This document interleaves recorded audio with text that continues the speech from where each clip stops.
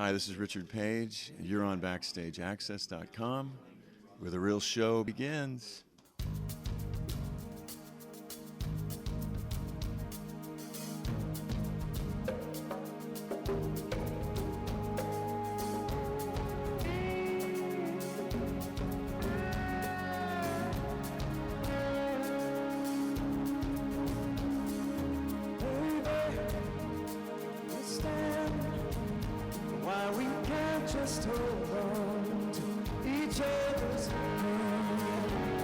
All right, we're here at the Niagara Fallsview Casino in Niagara Falls, Ontario with Richard Page, best known, of course, for his work with Mr. Mister, bass player and lead vocalist. Excellent lead vocalist, I might add. Thank you.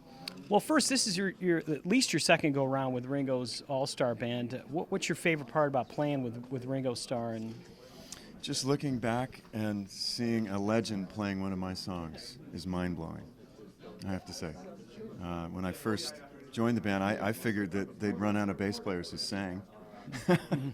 Because, this music I did is, fairly disparate from, what he's done over the years. But he really liked my songs, and he likes what I do, so, it's just a thrill to be asked.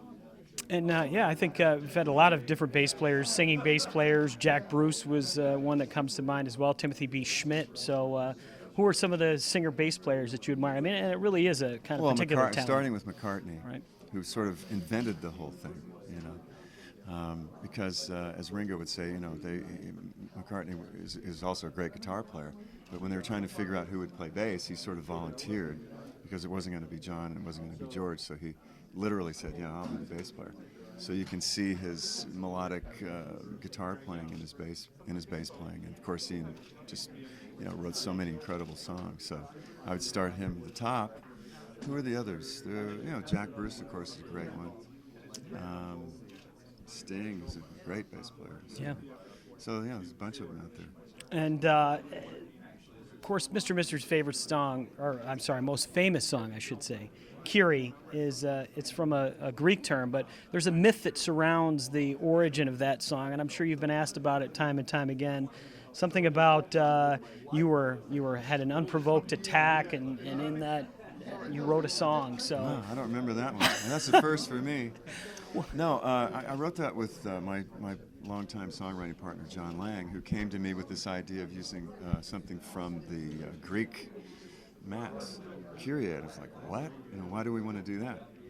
And I'd been raised in a Protestant church, and my father was a choir director, my mother was an organist, so I wasn't really keen on doing any of that. I wanted to get as far away from it as I could and get into rock and roll. And so the idea of doing something called Kyrie I didn't like, and I tried to talk him out of it. But as the song sort of morphed into this thing that it became, it was sort of like you can't turn back now. It was just starting to sound too good. Of course, it became a #1 hit all over the world. So that's really how the song came about. But there are some funny anecdotes about.